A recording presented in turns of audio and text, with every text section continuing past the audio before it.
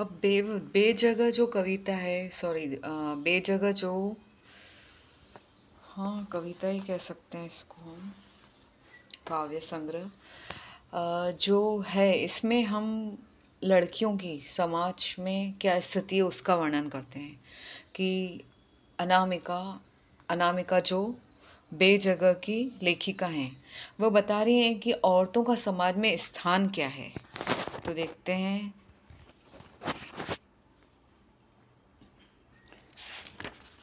अपनी जगह से गिरकर कहीं के नहीं रहते केश, औरत और नाखून।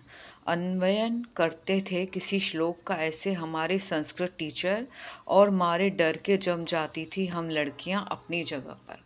तो इसमें क्या बता रहे हैं कि जब कक्षा के टीचर, हमारे संस्कृत टीचर घर पे टीचर एक्सप्लेन कर रहे हैं, क्या कह रहे हैं कि चाहे वो केश हो, औरत हो या नाखून हो, जो एक बार अपनी जगह से गिर जाते हैं वे कहीं के भी नहीं रहते हैं। मतलब कि देखो, जब भी हमारे बाल गिरते हैं या हमारे नाखून गिरते हैं तो वो इधर उधर गिर जाते हैं। उस गिरे हुए नाखून को हम फिर से लगा सकते हैं क्या? नहीं। उन बालों को भी हम फिर से अपने सिर पर नहीं लगा सकते हैं। तो वैसे ही जो कंघी में बाल फंसकर गिर जाते हैं उन्हें हम अपने सिर पर वापस नहीं लगा जाते हैं। नाखून के कट जाने के बाद भी हम उनको फिर से नहीं लगा सकते हैं उंगलियों पर। उसी प्रकार, उसी तरह का व्यवहार औरतों के साथ समाज में किया जाता है। इस श्लोक में ये बता रहे हैं। जैसे ये संस्कृत टीचर बताते हैं तो क्लास में जितनी भी लड़कियां बैठी होती हैं वो डर जाती हैं। नेक्स्ट देखते हैं।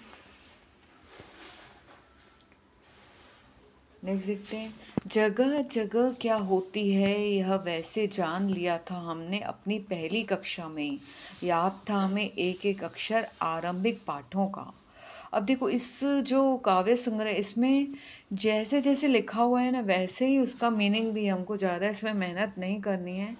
तो वो बोल रहे हैं कि जगह जगह क्या होती है, मतलब जगह क्या होती है। लड़का और लड़कियों के भेदभाव घर परिवार से ही शुरू हो जाता है। राम पाठशाला जा, राधा खाना पका, राम आ पताशा खा, राधा लड़ाई झड़ाई लगा, भैया अब सोएगा जाकर बिस्तर बिछा, आहा नया घर है राम देख, यह तेरा कमरा है और मेरा और पगली। ठीक है। वो क्या बता रहा है कि जो लड़का लड़कियों के बीच में जो भेदभाव होता है घर परिवार से ही शुरू हो जाता है। घर को हम हमेशा अपनी पहली पाठशाला माना जाता है। तो वहीं से हम लोगों ने समझ लिया था कि हमारी जगह क्या होती है। लड़कियां क्या बोल रही हैं कि हमारी जगह क्या होती है, हमें घर परिवार से ही समझा दिया था। क्यों? शुरू से ही घर में ही लड़कियों को काम करने के लिए बोलते हैं, जैसे खाना बनाना, झाड़ू लगाना और साफ़ सफाई करना। वो लड़कों को स्कूल भेजा जाता है। आराम से लड़के लोग बैठकर खाना खाते हैं, मिठाई खाते हैं। और यहाँ तक कि जो लड़कों के सोने का बिस्तर होता है वो भी लड़कियों द्वारा ही बिछाया जाता है।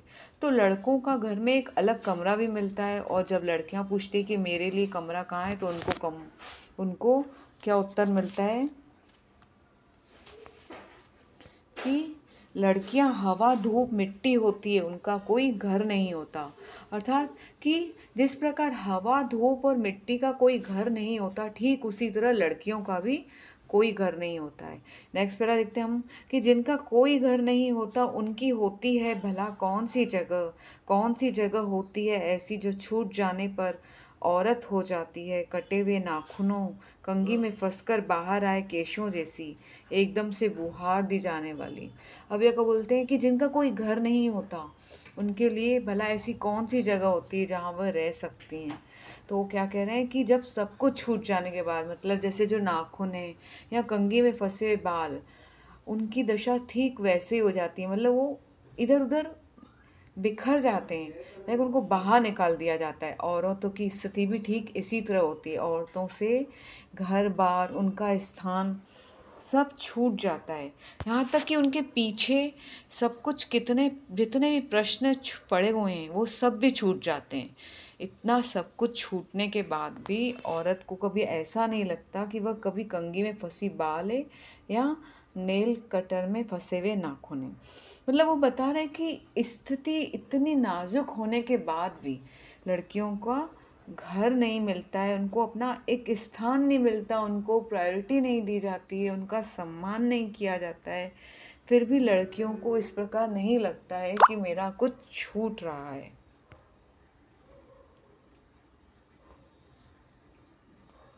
ठीक।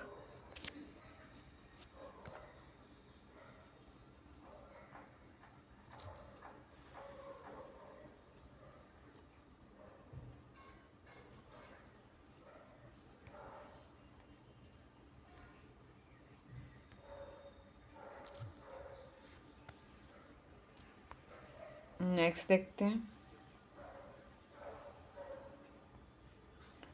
कि घर छूटे,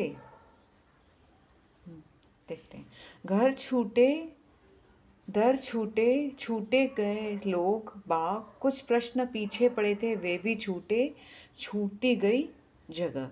मतलब क्या है कि औरत को परंपरा से भी अगर छूट मिल भी जाए, मतलब यदि जो परंपरा चली आ रही है, जो परंपरा कैसी चली आ रही है कि औरतों का सम्मान नहीं किया जाता है, उनको वो दर्जा नहीं दिया जाता है कि जो उनको मिलना चाहिए, अगर उनको परंपरा ऐसी छूट मिल भी जाए, उनको वो स्थान मिल भी जाए, तो एक किसी क्लासिकल,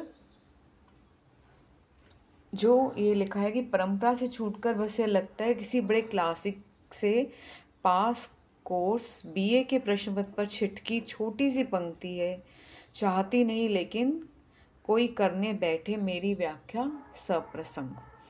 वो क्या बोल रहे हैं कि अगर परंपरा से औरतों को कोई छूट मिल भी जाए, तो एक क्लासिक का जो प्रश्न पत्र है, बीए में प्रश्न पत्र पर छिटकी हुई एक छोटी सी पंक्ति जैसे लिखा हुआ है, मैं बोल रही हूँ कि सेम वैसे एक्सप्लेन करना है आपको, तो उसे पढ़कर समझकर सपंग व्याख्या करना चाहता है। वह चाहती तो नहीं कि कोई उसकी व्याख्या करे, पर उसकी कोई व्याख्या होए तो ऐसा लगता है कि वह एक ऐसी संत तुकाराम की आधी अधूरी संगीत की ताल है जिसे समझना कठिन है। मतलब इसमें ऐसे समझा रहे हैं कि यदि कोई ऐसे कोई तुकाराम जो है, एक संत तुकाराम की जो एक पंक्ति है, या उनका एक अधूरा संगीत है, इसे एक अधूरे संगीत की जो ताल है, उस प्रकार औरतों की स्थिति है। उन स्थिति को आप समझ ही नहीं सकते कि उनकी एक्चुअली में स्थिति क्या है, वो किस जगह पर होनी चाहिए पर अभी किस जगह पर हैं। इतना सब कुछ देने के बाद भी उनकी स्थिति क्या है, कुछ भी नहीं है। तो वो कह रहे हैं कि कोई मेरी व्याख्या करना भी चाहे या मुझे कुछ समझना भी चाहे तो वो समझा नहीं सकता एक्चुअली कि है क्या। तो सारे संदर्भ के पार मुश्किल से उड़कर पहुंची हूँ, ऐसे ही समझी पड़ी जाऊं जैसे अधूरा अभंग। मतलब कि सारी की सारी कठिनाइयों के बावजूद भी मुझे ऐसा समझा जा रहा है, या मैं ऐसी पढ़ी जा रही हूँ जैसे मैं एक अधूरा हूँ, अधूरा संगीत या अधूरा ताल। ठीक है ना। तो एक क्लास में मैं इसको,